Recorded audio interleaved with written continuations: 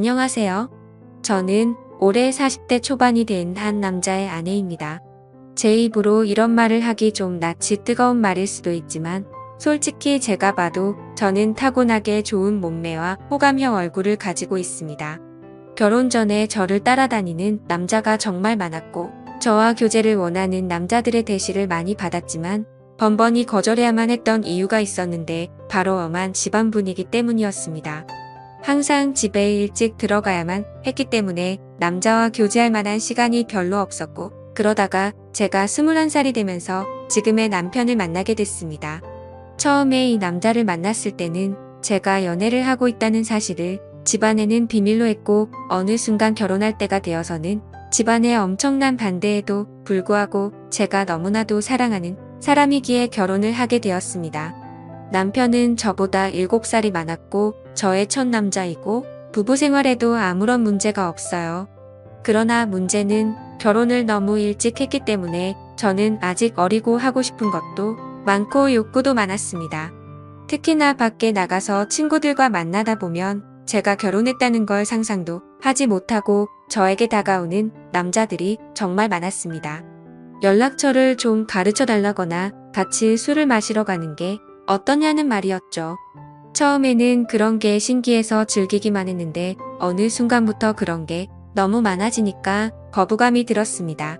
제가 일찍 결혼을 해서 당시에만 하더라도 결혼한 친구가 주변에 한 명도 없었습니다.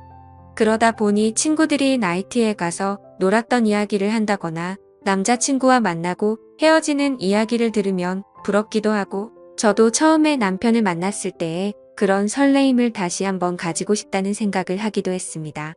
그러다가 정말 제 인생에서 큰 사건이 하나 터지게 됐습니다.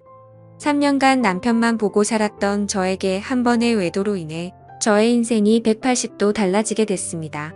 정말 의도적으로 바람을 피운 것은 아닙니다. 저는 실수라고 말하고 싶지만 어느 순간에는 저도 제 자신을 주체하지 못하고 있더라고요.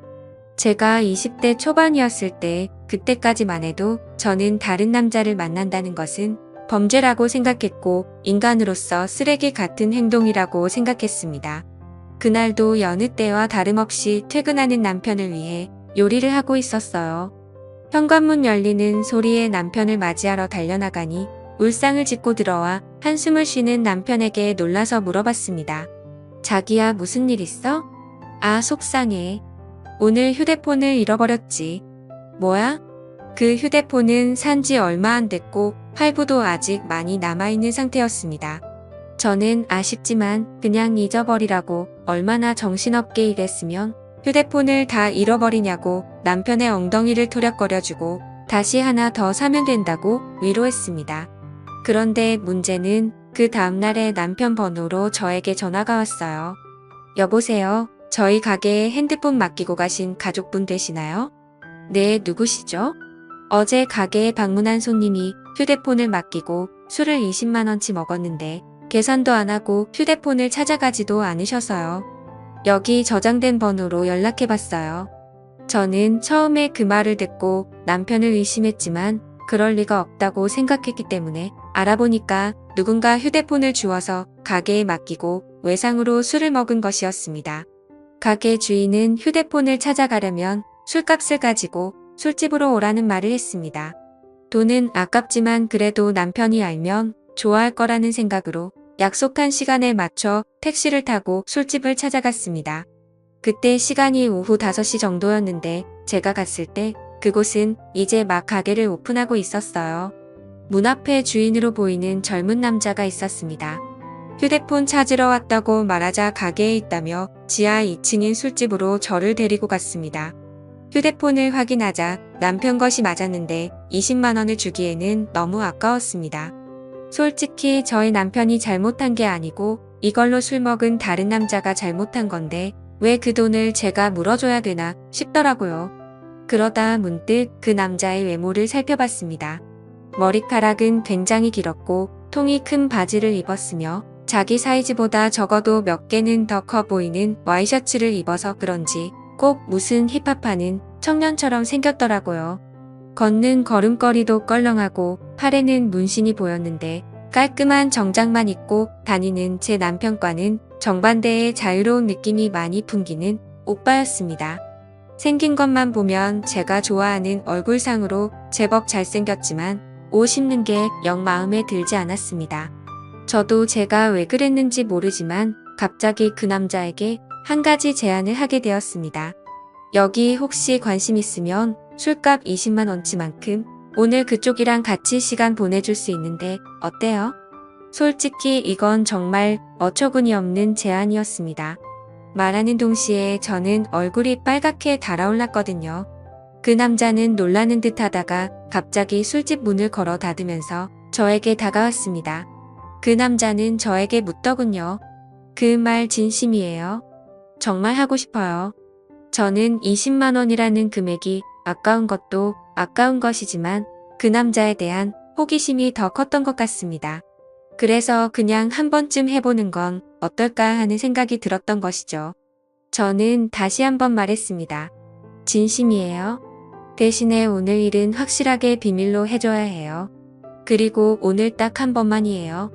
그렇게 그 남자와 갑작스럽게 가게 안에서 일을 치른 후에 휴대폰을 돌려받고 집으로 돌아왔습니다. 이것이 제 첫 외도의 시작이었습니다. 이왕 외도를 할 거면 좀 로맨틱하게 했어야 됐는데 너무 난장판이었다는 생각이 들더군요.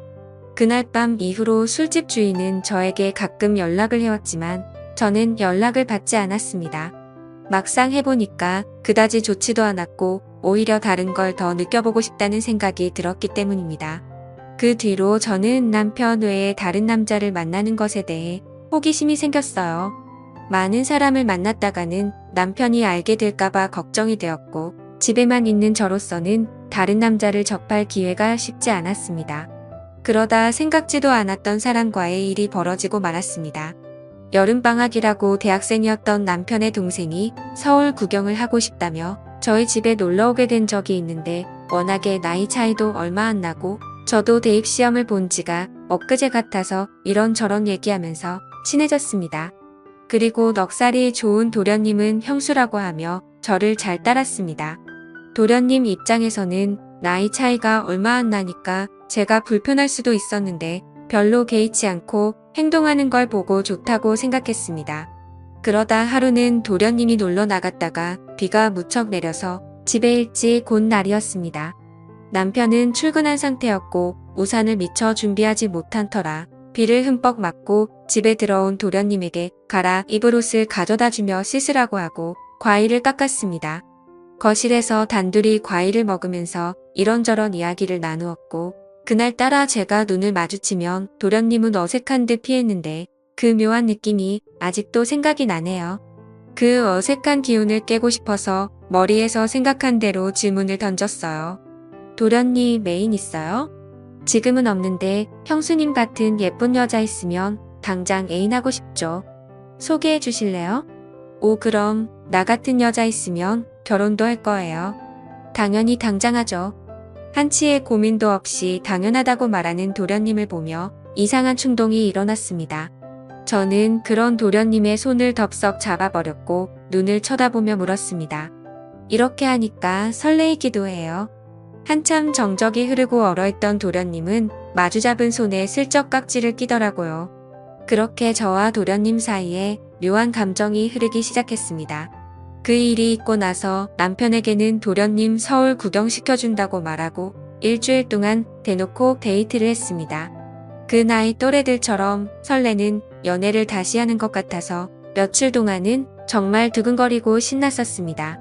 하지만 그것도 역시나 오래가지는 못하더라고요. 일주일 후에 터미널에서 도련님을 보내고 나니 그 뜨거웠던 마음이 순식간에 식어버렸습니다. 몸이 멀어지니까 자연스럽게 마음도 멀어지게 된 것이고 계속해서 저를 달래주지 않으니 저도 흥미를 잃게 됐습니다. 그렇게 여름이 지나고 날씨는 조금씩 선선해지기 시작했습니다. 심심한 마음에 남편 몰래 휴대폰 어플로 채팅이라는 것도 해봤지만 이렇다 할 만남을 가지지는 못했습니다. 제 주변 또래 친구들은 채팅하는 어플로 친구도 많이 사귀고 연애까지 하는 애가 있던데 이상하게 저는 별 볼 일 없는 남자들만 꼬이는 것 같았습니다. 그렇게 애매하게 시간을 보내다 보니 명절이 다가왔는데요. 저희 시댁은 춘천 쪽에 있었는데 연휴 전날부터 가서 신나게 명절 음식하고 설거지하고 집안에 하나밖에 없는 며느리라 몸이 부서지도록 일을 했어요. 언제까지 며느리가 이렇게 일해야 되는 거냐고 투덜거리기는 했지만 워낙에 나이 차이가 많이 나니까 대들지도 못하겠더라고요. 명절 다음 날 아침에 친정집에 가려고 준비를 하는데 시어머님이 점심을 먹고 가라고 하셨습니다. 또 내가 밥을 차려야 하나 싶어서 순간 짜증이 확 났지만 얼굴에 최대한 티를 안 내고 있었는데 남편이 너무 미적미적대는 거예요. 빨리 준비하고 출발해야 하는데 준비를 하는 둥 마는 둥 조금만 더 누워있다가 가면 안 되냐고 TV나 보고 앉아있고 정말 답답해 미치겠더라고요. 그래서 남편을 방으로 데리고 와서 밖에 들리지 않게 작은 소리로 말다툼을 했습니다. 우리 부모님도 나를 보고 싶어 한다고 빨리 준비 안 하면 혼자서 가겠다고 말하면서 감정이 안 좋은 채로 친정집으로 향했습니다. 남편은 친정에서도 기분이 안 좋은 티를 숨기지 못했고 저는 그럴 거면 그냥 먼저 가라고 말했습니다.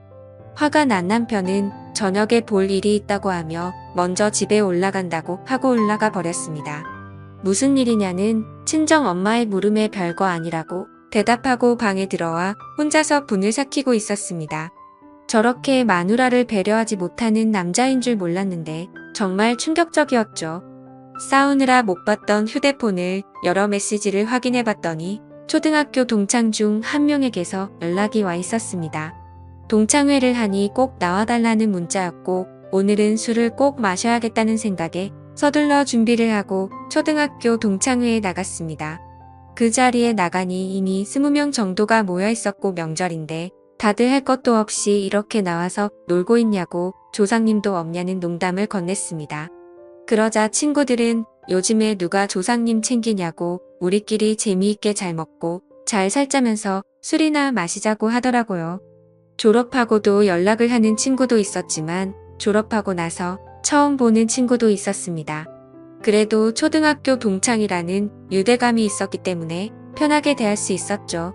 그 중에 눈에 띄는 친구가 한 명 있었는데 초등학교 때 어린 눈에도 너무나도 도시아이처럼 깔끔했었던 제 짝꿍이었습니다.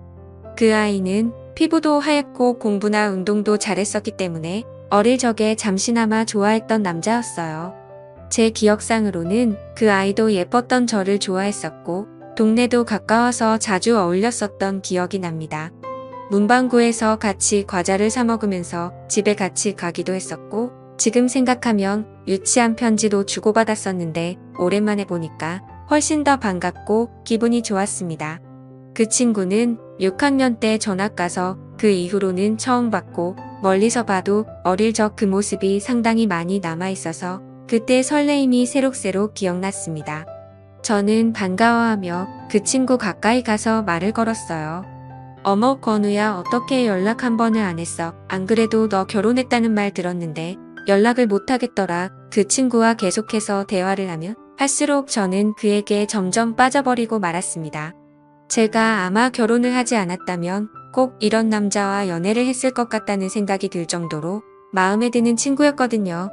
이 친구랑 따로 나가서 술을 마시고 싶고 오늘 반반이라도 짧게나마 설레는 감정을 느끼고 싶었지만 저는 결혼한 여자였고 그 아이가 저를 나쁜 여자로 볼까봐 신경이 쓰였어요.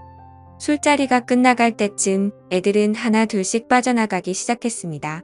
저 역시 집에 가야 할 때가 왔어요. 제가 인사를 하고 나오자 그 남자도 따라 나왔고 택시를 잡으러 같이 걷기 시작했습니다. 슬며시 제 손을 잡아오는 그 남자를 쳐다보니 저를 보며 웃고 있더라고요. 오늘은 완전히 끝나버린 줄 알았던 설레는 감정이 다시 살아나기 시작했고 그렇게 손을 잡은 채로 저희는 한동안 말 없이 걸었습니다. 우린 서로 끌어안다시피 해서 길을 걸었어요. 택시를 타면 금방 헤어질 것 같아 너무 아쉬워서 걸어서 집까지 갔습니다. 오랫동안 걷다가 도착한 저희 집 현관 앞에서 저를 물끄러미 쳐다보더니 제 볼에 뽀뽀를 하고는 부끄러운 듯 급하게 인사하며 뛰어갔습니다. 남편하고도 안 좋은 상황에서 그를 만난 건 정말 사막의 오아시스를 찾은 기분이었어요. 그 뒤로 저희는 종종 따로 만났고 제가 서울로 올라가서도 계속 연인으로 지냈습니다. 그러다 2년쯤 지났을 때 그 아이도 장가를 가게 되었고 그렇게 저희 둘의 만남은 끝이 나는 줄 알았습니다. 저도 중간중간에 다른 남자도 몇 번 만나봤고요. 하지만 정말 사랑이라 느낀 건 그 남자가 유일했던 것 같습니다. 저희는 결국 재회를 했고 40이 넘는 지금까지도 몰래 사랑을 하면서 만나고 있습니다. 저의 두 번째 서방님이고 이제 더 이상의 다른 사랑은 원치 않고 두 남자만 바라보며 살아보려 합니다. 너무 어린 나이에 결혼을 한 게 문제인 걸까요? 저도 가끔씩 제가 왜 이러는지 모르겠지만 도저히 빠져나올 수가 없습니다. 솔직히 말하면 왜 빠져나와야 하는지 잘 모르겠습니다. 이렇게 어리고 아름다운 나이에 기억에 남는 연애도 못 해보고 결혼해서 답답하게 살다가 갈 바에는 이렇게 사랑을 즐기며 사는 게 더 남는 장사가 아니냐는 생각이 듭니다. 둘 중에 어떤 남자를 선택하고 싶지는 않아요. 상처 주는 여자가 되기는 싫거든요. 그냥 이렇게 두 남자를 바라보면서 사는 것도 충분히 가능해서 이렇게 살아가려고 하는데 무슨 큰 문제라도 되는 건 아니겠죠. 제 마음속에는 방이 2개이기 때문입니다. 지금까지 읽어주신 모든 분들 감사합니다. 구독과 좋아요 알림 설정 눌러주시고 재밌는 사연 또 들으러 와주세요. 그럼 모두들 행복한 하루 보내세요.